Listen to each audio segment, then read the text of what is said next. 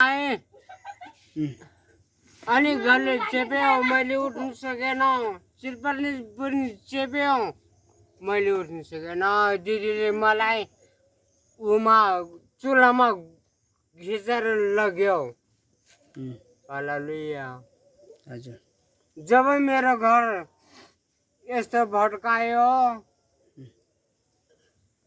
तर घर भड्काउने बेलामा मलाई दिदीले बार थियो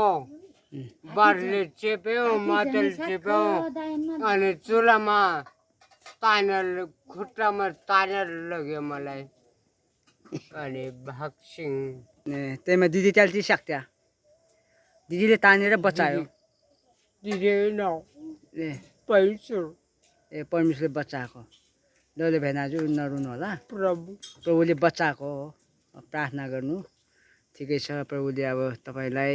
सबै समस्याको समाधान गरिदिनु भयो